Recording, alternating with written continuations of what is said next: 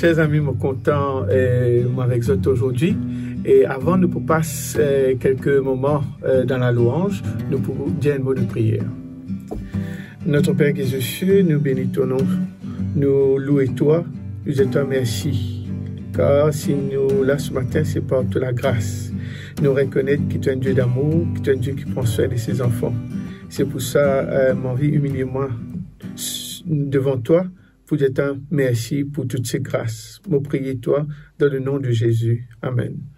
Le psalmiste dit nous dans le psaume 103, le verset 1er et 2, « Mon âme bénit l'Éternel, que tout ce qui est en moi bénisse son Saint-Nom. Mon âme bénit l'Éternel et n'oublie aucun de ses bienfaits, car c'est lui qui fait toutes choses et non pas moi. » Lord, I lift your name on high. Lord, I love to sing your praises. I'm so glad you're in my life. I'm so glad you came to save us. You came from heaven to earth to show the way from the earth to the cross. My debt to pay, from the cross to the grave, from the grave to the sky. Lord, I lift your name on high. Lord, I lift your name on high. Lord, I love to sing your praises. I'm so glad you're in my life. I'm glad you came to save us. You came from heaven to earth to show the way from the earth to the cross. My debt to pay, from the cross to the grave, from the grave to the sky. Lord, I lift your name on high. You came from heaven to earth to show the way from the earth to the cross. My debt to pay, from the cross to the grave, from the grave to the sky. Lord, I lift your name on high. Lord, I lift your name on high. Ésaïe 1er, le verset 18, dis-nous comme ça, bon Dieu lance-nous un appel. Bon Dieu dis-nous, venez et plaidons. Si vos péchés sont comme le cramoisi, ils deviendront blancs comme la neige. Le Seigneur invite-moi, moi qui suis un pécheur, le Seigneur invite-moi et lui demande, venez, si tu péché, peu importe ce qui péché que tu fais, moi, je suis capable d'effacer mon pardon de toi.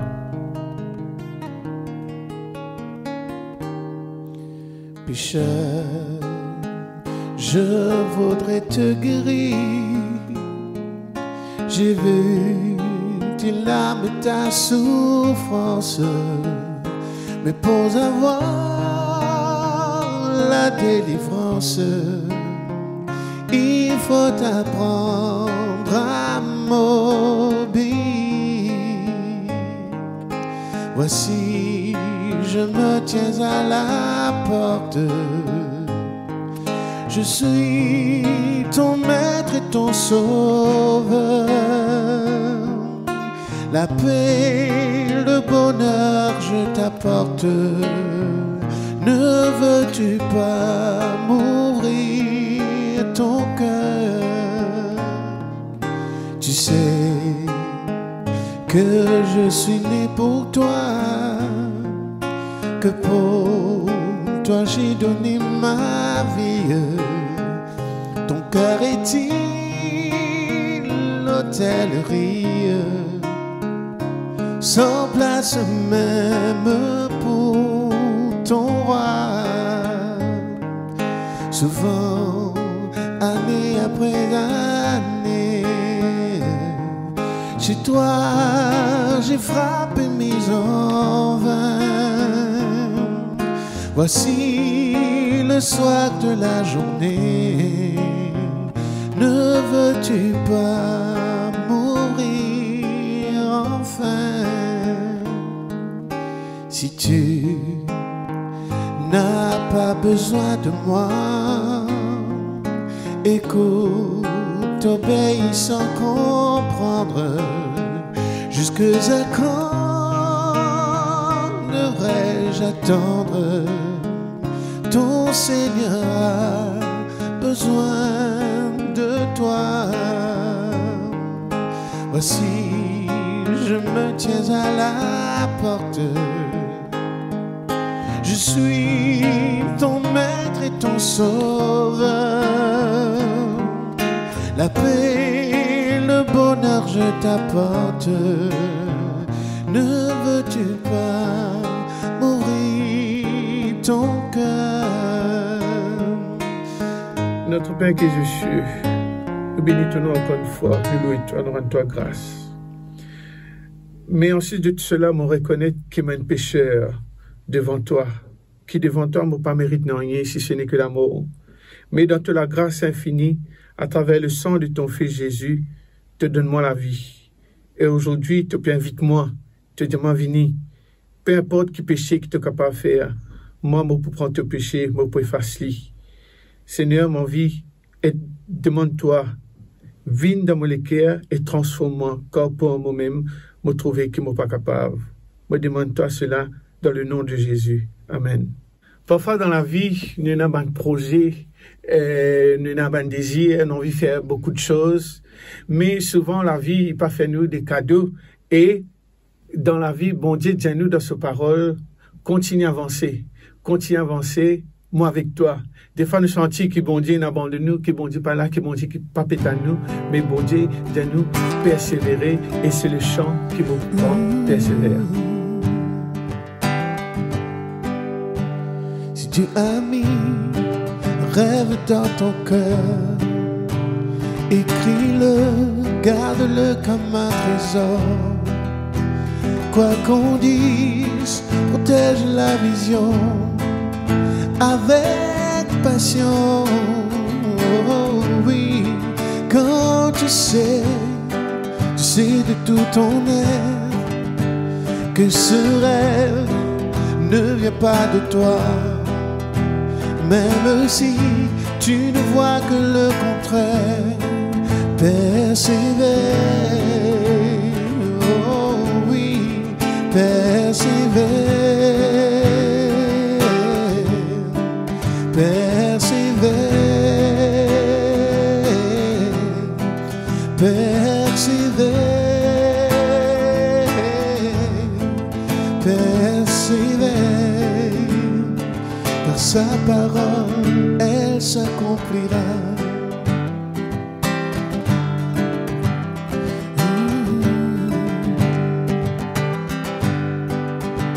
Si dans ton cœur est réel cette promesse, quand vient le doute, lève-toi et confesse que Dieu est vrai et que sa parole demeure éternelle. Ce qui promet, mon frère, ma soeur, n'est jamais vain, toujours fidèle et son chemin certain. Même si les choses semblent n'aboutir à rien, persévère. Quand il dit, la chose arrive. Quand il ordonne, elle existe.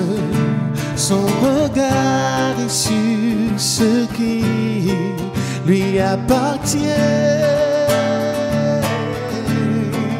Persévère, persévère, persévère, persévère, persévère, persévère.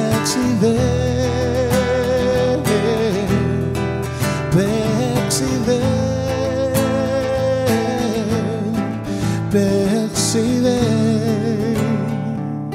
sa parole, elle s'accomplira. Elle s'accomplira. Oh oui.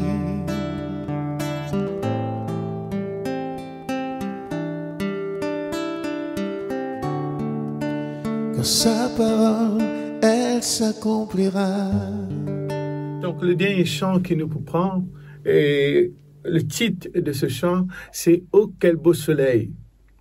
Donc, un moment, c'est que bon Dieu, peu importe les situations de la vie, bon Dieu demande, il donne-moi la paix, il donne-moi la joie. Non pas la paix, c'est que le monde donné, mais quand bon Dieu donne-moi la paix, ça pour refléter. Le demandement est une lumière. Et c'est pour ça, mon vie dire, mon vie reprend le psaume 34, le verset 2 qui dit nous, je bénirai l'Éternel en tout temps, sa louange sera toujours dans ma bouche. Oh, quel beau soleil dans mon âme, il éclaire, illumine tout, à ses rayons mon cœur s'enflamme, et je vais chantant partout. Dans mon âme, un beau soleil brille, son rayon doux et joyeux répand un éclat qui scintille, c'est le sourire de Dieu. Oh, quel beau soleil dans mon âme, il éclaire, illumine tout, à ses rayons mon cœur s'enflamme, et je vais chantant partout. Soleil dans mon âme, il éclaire, illumine tout, à ses rayons mon cœur s'enflamme, et je vais chantant partout.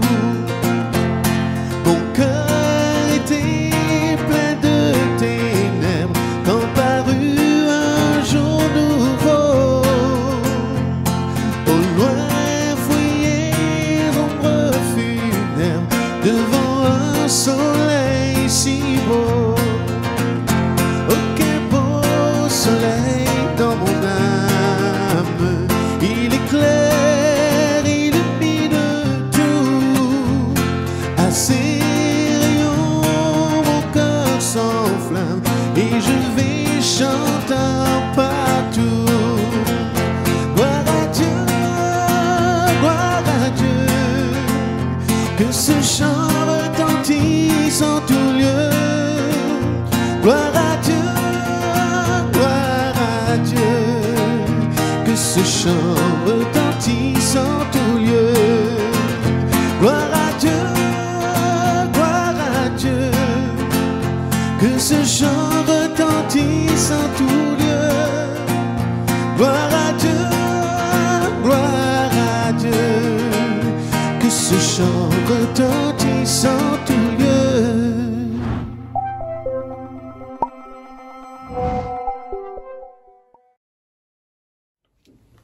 Voilà, chers amis, donc le message qui nous prenait dans pause ce matin, nous le trouvons donc dans le livre de Jérémie.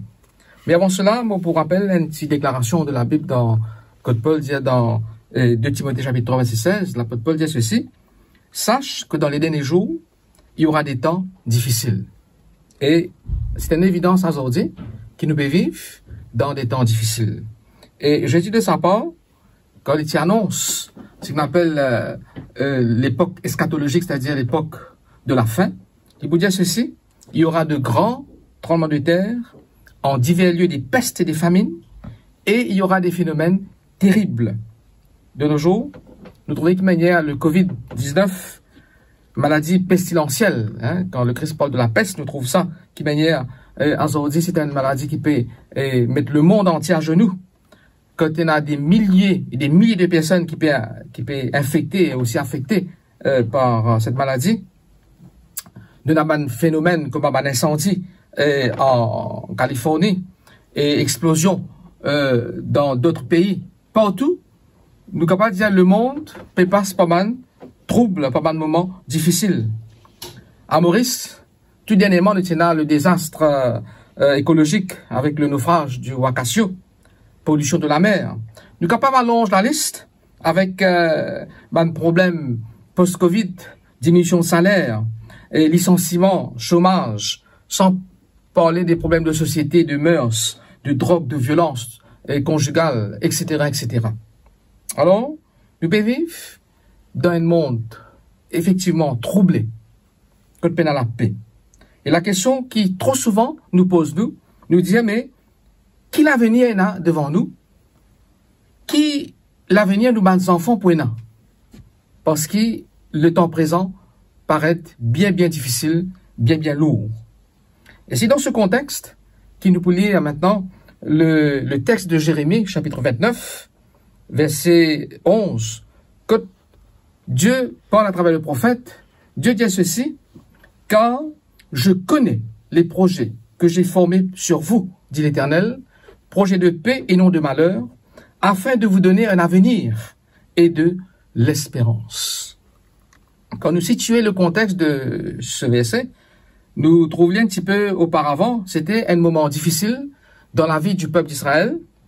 Et vous voyez un petit peu en haut, quand il parle de la captivité, le prophète envoya de Jérusalem au reste des anciens en captivité, au sacrificateur, au prophète, et à tout le peuple que Nebuchadnezzar avait amené captif de Jérusalem à Babylone. Donc c'était l'exil, une période compliquée, difficile.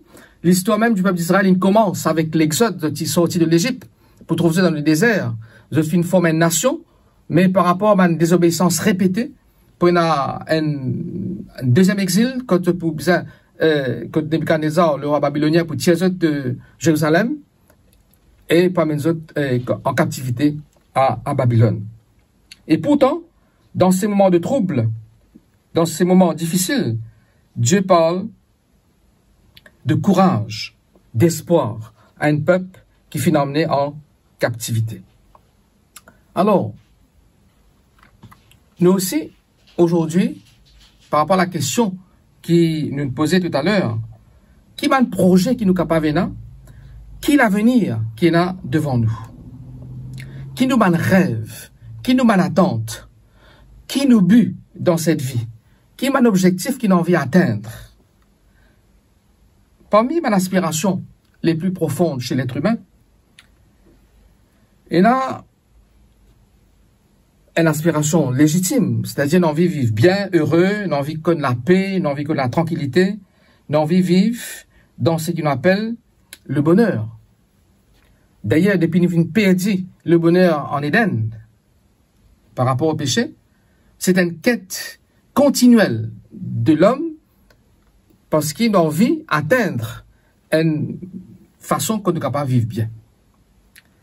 Il y a un docteur, le docteur John Graz, qui a écrit plusieurs ouvrages, et dans un livre qui s'appelle Réussir sa vie, le docteur John Graz parle nous de 3 objectifs qui Benjamin essaie d'atteindre dans l'existence pour qu'ils soient capables d'atteindre le bonheur. Une première chose qui Benjamin rodait de nos jours, c'est la richesse. Premièrement. Deuxièmement, Benjamin rôde le pouvoir. Et troisièmement, Benjamin rôde ce qu'il appelle le prestige. Et Benjamin a tous les 3. La richesse, le pouvoir et le prestige. Et c'est ainsi que Benjamin pensait capable, trouve le bonheur. La question qui nous pose, nous, est-ce que la richesse, est-ce que si nous gagnons une fortune colossale, est-ce qu'il est capable et rendre nous heureux? Il y a un dicton qui dit ceci: l'argent est un bon serviteur, mais un mauvais maître. Il y a une histoire d'un personnage qui s'appelle John Rockefeller, qui tient mania du pétrole.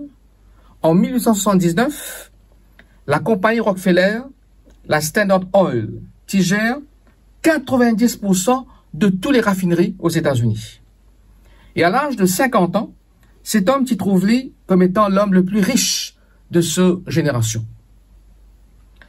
En 1891, il passe par une dépression nerveuse aiguë, au point qu'il se pronostic vital s'est engagé, donc il est prêt pour mort. En fait, comme un médecin trouve la racine, hein, la raison de sa maladie, c'était sa fortune qui te cause ce dépression, qui te rend anxieux, insomniaque et dépressif.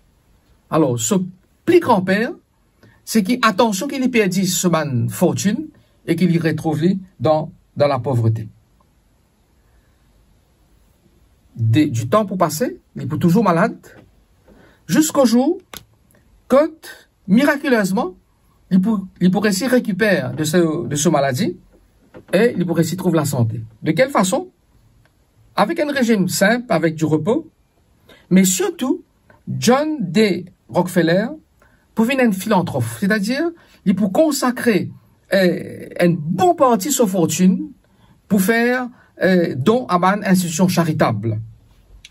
Et si au début du XXe siècle, l'Itséna, sa fortune s'estimait à 900 millions de dollars, eh bien, à sa mort, il reste seulement 26 millions de dollars. Pour montrer qu'il 2 tiers de sa fortune, il finit capable de partager ça. Mais quand il finit de partager ça, il finit retrouve la joie de vivre, il finit retrouve la santé.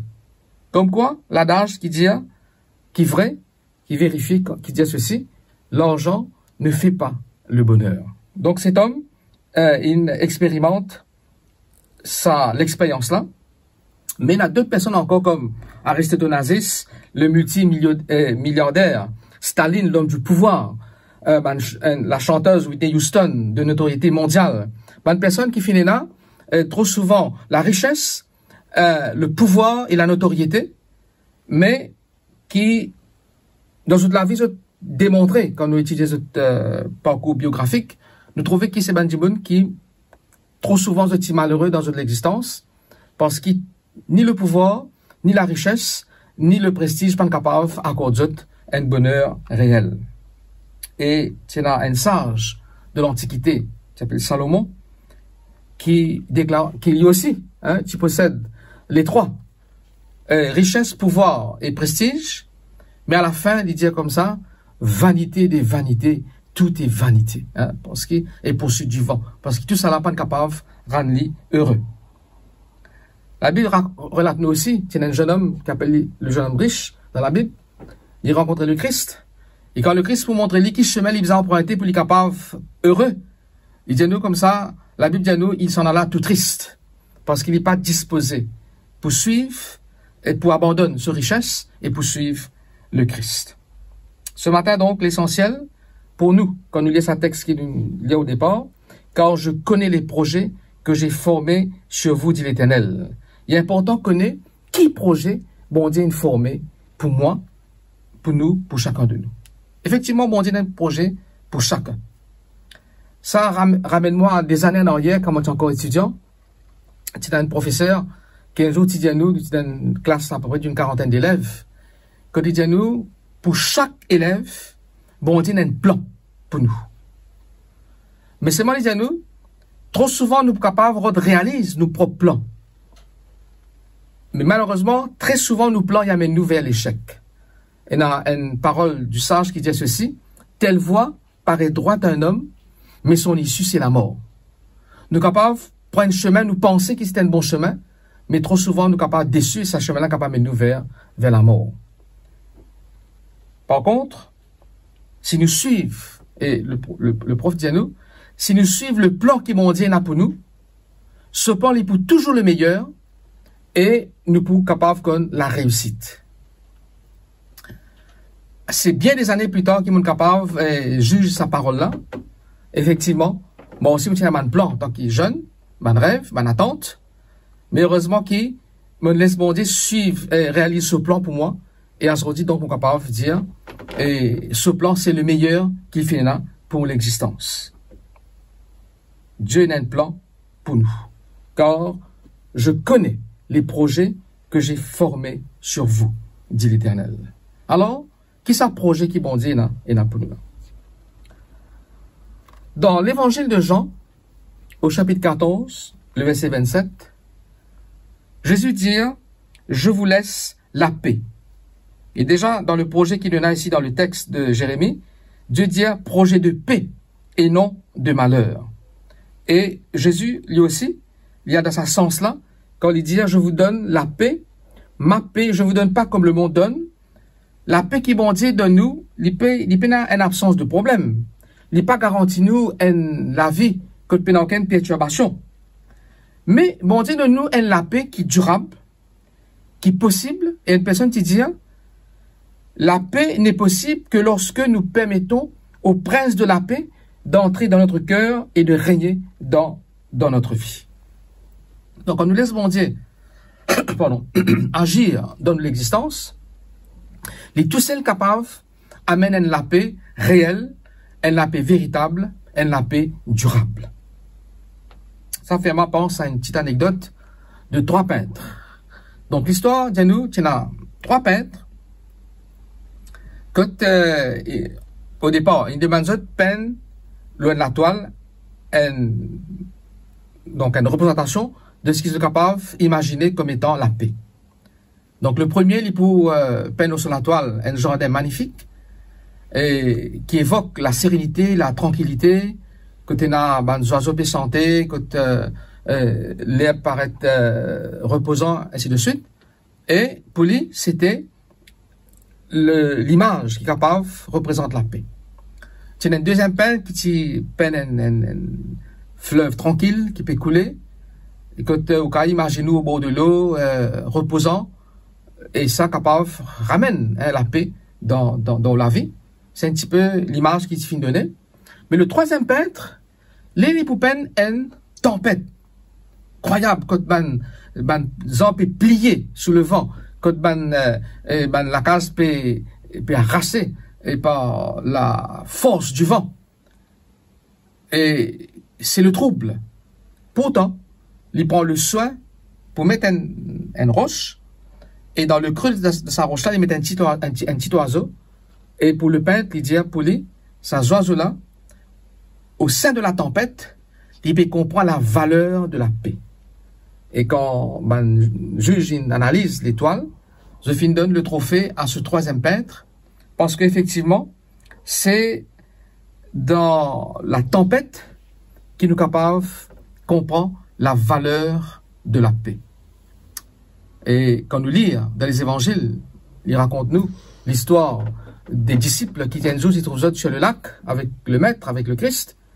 Et à un moment, Jésus-Christ, il peut dormir. Et mes disciples, qui tiennent professionnels, je peux essayer de tout faire pour maintenir la barque dans le bon cap. Mais à un moment, je dépassais par les événements, à tel point que je pensais qu'ils étaient pour moi, je disais, maître, ne t'inquiète pas de ce que nous périssons. C'était un cri de désespoir. Et tout de suite, le Christ pour lever, il pour calmer la tempête. Donc, il pour amener la paix autour des disciples, mais aussi, il pour amener la paix dans le cœur des disciples. Chers amis, tout simplement l'exemple montre-nous ceci, que si nous la vie troublée aujourd'hui par la maladie, par la perte d'emploi, par une situation familiale difficile, ou tout autre problème compliqué, Jésus dit à nous ce matin, venez à moi, vous qui êtes fatigués et chargés, et je vous donnerai du repos. Jésus seul demeure la solution à tous nos problèmes. Parce qu'il bon Dieu dit à nous à travers Jérémie, Dieu a formé pour nous un projet de paix et non de malheur. Et le texte continue, afin de vous donner un avenir et de l'espérance. Pour la jeunesse, si tu as envie de réussir la vie, pour l'adulte, si tu as envie de réussir la vie professionnelle, de la vie future, si tu as envie d'un avenir sûr et certain, eh bien, qui chaque jour, nous capables avance avec bon Dieu et nous pour réussir. Avec Dieu, nous avons un avenir sûr et certain. Et de l'espérance. C'est quoi l'espérance? C'est un poète qui décrit l'espérance. Il dit l'espérance, c'est le songe d'un homme éveillé. L'espérance, c'est un démon qui peut rêver les yeux ouverts. Un historien raconte ceci, quand Alexandre le Grand, qui était qui fait la conquête du monde connu, hein, qui appelle le maître du monde. Et puis, un philosophe pose la question, dit Alexandre, puisque tu finis de faire la conquête du monde, que te reste-t-il? Alexandre, il dit à ceci, il me reste l'espérance. Malheureusement, Alexandre, tu mort, et à l'âge de 34 ans, tu es encore jeune, il n'est pas réussi, réalise et sur l'espérance, il n'est pas réussi qu'on ait un avenir durable. Mais la Bible parle nous de l'espérance qui est au-delà de toute espérance, qui la Bible appelle la bienheureuse espérance, qui est la vie éternelle. Rappelez-vous quand le Christ tire la terre, à travers tout ce message, mais parmi, avant qu'il quitte la terre, il fait cette déclaration, il disait ceci, que votre cœur ne se trouble point, croyez en Dieu et croyez en moi, il y a plusieurs demeures dans la maison de mon Père. Si cela n'était pas, je vous l'aurais dit, je vais vous préparer une place, et lorsque je m'en serai allé, et que je vous aurai préparé une place, je reviendrai, et je vous prendrai avec moi, afin que là où je suis, vous y soyez aussi. Sa parole-là, c'est une parole d'espérance qui motive un chrétien dans les premiers siècles, même pour mentir, parce que le Christ il fait la promesse qui bientôt lui peut retourner. Aussi, chers amis, pour la foi, nous l'espérance l'y fondée sur la promesse du retour de Jésus-Christ. L'avenir et l'espérance, c'est ce qui bon Dieu annonce nous, encore aujourd'hui. Parce que bientôt, le Seigneur peut retourner. Et il apporte une solution définitive à tout un problème qui nous est capable d'expérimenter aujourd'hui dans la vie. Avec Jésus, nous avons un avenir sûr et certain. Avec Jésus, nous avons l'espérance, la bienheureuse espérance, de savoir qu'un jour, nous sommes capables de vivre éternellement. Même si nous finissons morts, il pour ressusciter nous, pour faire nous vivre avec lui dans toute l'éternité. Alors la Bible dit ceci, il essuiera toute larme de leurs yeux, et la mort ne sera plus. Il n'y aura plus ni deuil, ni cri, ni douleur, quand les premières choses ont disparu. Voilà le projet qui bon Dieu il formé pour nous, pour toi et pour moi. Voilà l'espérance qui bon Dieu communique nous ce matin. Voilà l'avenir qui bon Dieu a envie de réaliser pour chacun de nous. Les questions fondamentales, cependant, sont celles-ci. Est-ce qu'ils ont envie par la foi accepter ce projet de paix qui bon Dieu peut offrir nous? Est-ce qu'ils ont envie d'accepter l'avenir et l'espérance qui bon Dieu peut offrir nous aujourd'hui à travers le Christ? Est-ce qu'ils, chaque jour, ont envie de bon Dieu suivre le plan qui est là pour nous la vie? Est-ce qu'ils ont envie d'inviter le Christ rentre dans nous la case, dans nous la vie, dans nous l'équerre, par la prière, par l'étude de la parole de Dieu, par l'obéissance? Est-ce qu'il a envie de permettre bon Dieu transforme-nous et conduire-nous dans la vérité, dans le chemin, la vérité et la vie éternelle? Chers amis, dans la mesure que nous sommes capables, laisse bon Dieu agir en nous, à travers nous, chaque jour, alors bon Dieu est capable de réaliser cette promesse. Car je connais les projets que j'ai formés sur vous, dit l'Éternel, projets de paix et non de malheur, afin de vous donner un avenir et de l'espérance. Dans la mesure que nous écoutons, que nous obéissons, que nous suivons. Voilà le plan qui bon Dieu a pour nous. En dépit de tout ce qui peut passer ici-bas, en dépit de tous les malheurs qui frappent l'humanité, au-delà de cela, il y a une bienheureuse espérance, il y a un monde éternel qui peut être en nous, qui nous pas rate cette opportunité-là, mais qui au contraire nous laisse bon Dieu agir en nous et prépare nous pour qu'au retour de Jésus-Christ, nous capables hériter cette vie éternelle, ce bonheur éternel qu'il peut préparer pour chacun de nous. Ce matin, c'est ma prière pour moi-même et pour chacun de nous. Amen.